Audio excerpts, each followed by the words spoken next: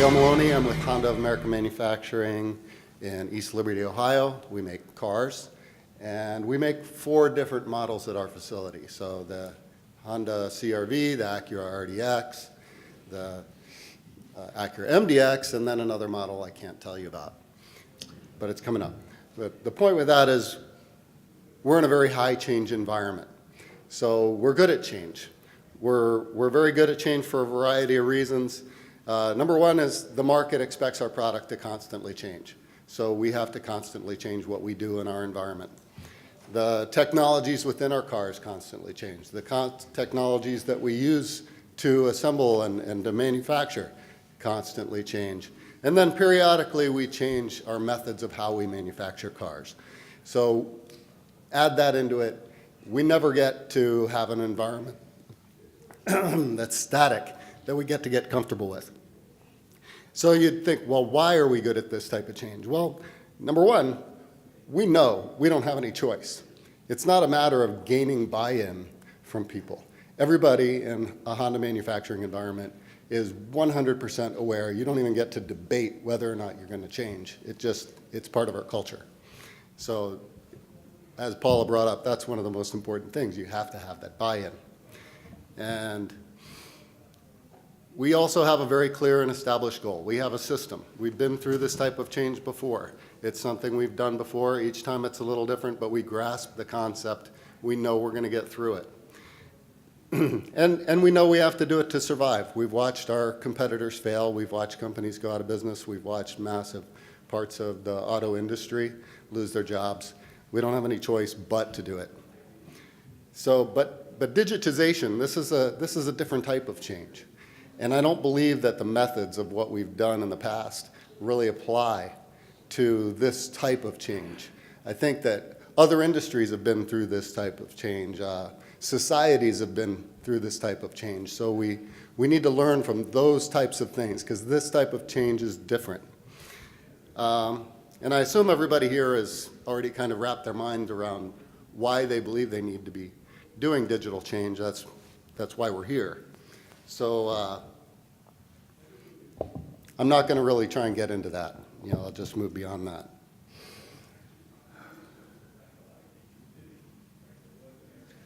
I'm actually feeling a little nervous. Got it, Dale? Pardon me? You got it? Yeah.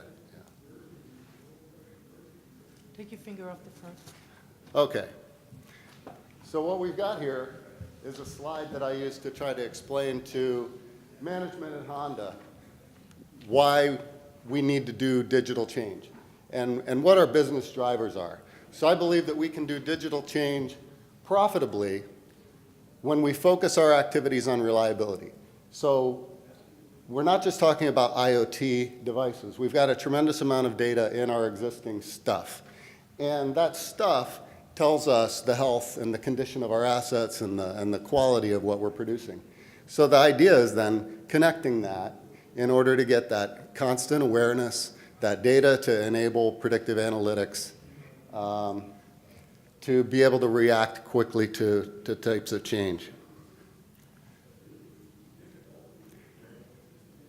So another point I want to emphasize about this is we want to start with what we already have. So all this data is in there, and if you don't catch it, if you don't collect it now, you'll be just missing out on what you've already got. And I can't believe I'm actually getting nervous here. I'm going to make it messed up. All right, so digitation, a different type of change.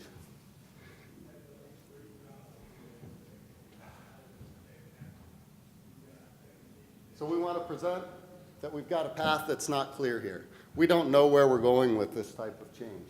It's not driven by a product. We don't have success stories, at least in discrete manufacturing. This is a different type of environment. We don't get to make as much of a level of investment in the types of technologies that we're going to digitize. And then we've never really networked and made all these available before.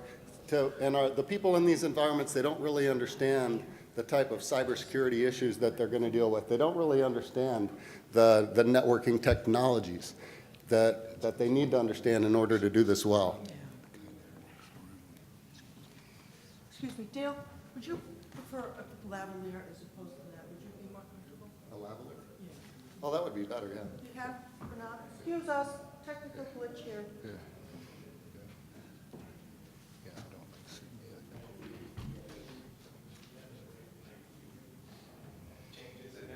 it. There you go. You have to be flexible. This was planned.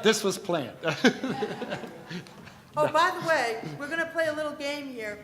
Somebody's given our panelists a secret word, and they're going to try. Their challenge is to work it into their presentation. So before we close, I'm going to go back to you and see if you could pick out the word. Each one has a different word. So let's see if you hear it. Yeah. Yeah, I'm sorry, I think this is like the first time in maybe 5 or 10 years that I've done a presentation where I got nervous. So I don't know what to do when I get nervous. I don't know. I'm intimidated by or something, how amazing this crowd is at this conference. Let's see if I can shake this off. We don't bite, Dale, so. Take a deep breath, we don't bite. Yeah. You would think I'd get Unless you nervous. ask us. You would think I'd get nervous in front of the president of Honda talking about this type of stuff, but he doesn't make me sweat. For some reason, you all make me sweat. It's the evaluation. You're worried about the That's it. It's evaluation. the key word in the joke. I already know where I'm going to put my key word in there. All right. So, does anybody here disagree that this digitization of change is probably going to be different than anything that you've done before? All right. Now, a concept I want us to grasp is when you go into something that you know is going to be the type of change that is pervasive across your organization, and you don't really know where you're going, but you're committed to go there anyways, it could be dangerous. I mean, we're going to ask people to change the way they do business, and it's going to have profound impacts on our organization, and we might have problems with where we go with that. So I titled this Beam C Strategy, Navigating Digital Change, because I think this analogy is a coherent one to just kind of help you to visualize. So imagine that your company's a ship going into a storm, and the waves are taller than your boat, and the wind directions are changing, and you're going into the wind, and you're going into the waves. And we know that the most dangerous time in navigating a sailboat in a storm is when you change direction. You're going at an angle to the waves, you're going at an angle to the wind, and when you turn into the wind and turn your beam to the waves, you're at your most critical point. You've taken the wind out of your sails, you're switching over, and you're putting your beam to the waves, your beam to the sea. And at that point, you're critical of capsizing. You're critical of just losing control of the boat. So how does that analogy fit into change? Well, first of all, you have to time your turn. You have to know that the technology is ready. You have to know that your team is ready. And if you don't time it quite right with the right momentum of what you're already good at, before you switch people over to the new way, you can lose momentum in your company. And, well, you can imagine in your own organization. Apply that to your own organization. What does that mean to how your people on the front lines are going to be doing business? So just grasp that visual. Oh, we don't have the music. So this isn't a storm, it's a race, but the crashes are really cool. Yes. Watch this guy go And by.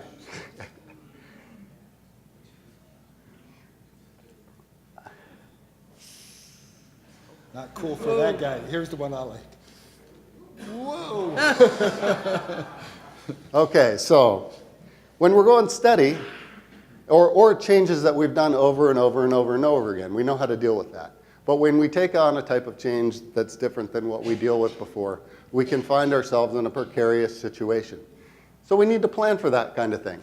Now, best case scenario, going through all of this, is most companies of the industry they're good at stable and high winds, and maybe that's the best case scenario. And we all get through it, and we all execute it smoothly, maybe with some damage. Or maybe we just choose a good strategy at the beginning, and that strategy carries us through, and we don't have to change course a lot. Well, that would be great. How many people feel like their strategy right now is going to carry them all the way through this type of change? I know I don't. So more likely, we're going to have to change course. So we go into it being aware of that. You plan that you must change your plan. And we need to plan that, we need to be aware that we're going to have to be giving up on our old strengths at some point in order to transition to what our new strengths are going to be. We want to develop that before we actually make that turn. We want to develop our strategy for how to do that. Now, that's going to be different in every type of industry. And you want to time that in some kind of small way. So there's all sorts of books on change management. You want to aim small, prove small, fail small, and then scale up that proven model. And again, now leadership. Who you choose to lead this type of change, it's so innovative. The people that manage you in the straights and the steadies maybe aren't quite the right mindset of the people who you want to navigate and chart your course through some serious, challenging change in the future. They live on the edge. They're those guys that like to jump off cliffs, maybe. They get thrilled by that kind of change. They make other people nervous. A lot of times they're not going to be in management positions. Maybe one of the best things somebody in a management position can do is to select that.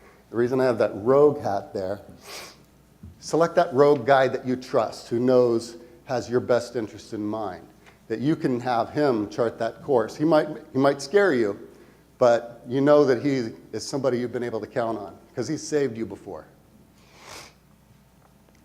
So choosing your digital change team. Engaging computing millennials. I'm an older guy, but a lot of the people that we really need to be embracing these technologies, they're people who grew up with this stuff. Just embrace that. Sometimes it's going to be heavy on that. And your dragon slayers. My analogy is that at Honda, we're kind of dependent on dragon slayers. Well, what's our system to develop dragon slayers? Well, we throw them into the pit with dragons.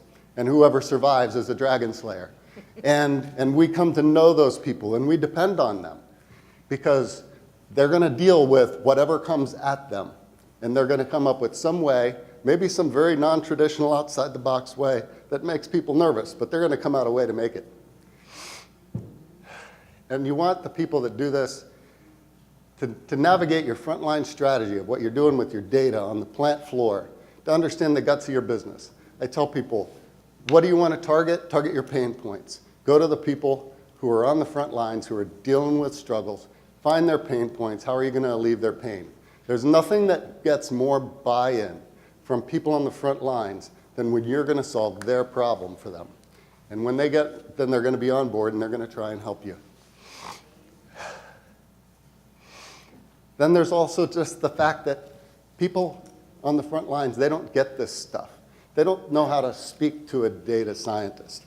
You say random forest to a guy on the front line, he thinks you're talking about a forest. He doesn't know you're talking about an R algorithm. You talk about network and cybersecurity. They don't understand that stuff either. They're kind of afraid of it, and they think you can just unplug your stuff and be safe. Well, we've heard a number of people talking today, and they'll continue to talk about how that's just not true. Getting people to understand this kind of thing, and then getting that relationship with IT. A lot of people on the front lines in the OT world, they don't really know how to have that relationship with IT. Get people in the front lines to get together and have them start building those relationships, because if you wait until you're actually trying to get it done to build the relationship, you're setting yourself up for failure. You're going to get people angry at each other as soon as you're trying to get them to build a bond.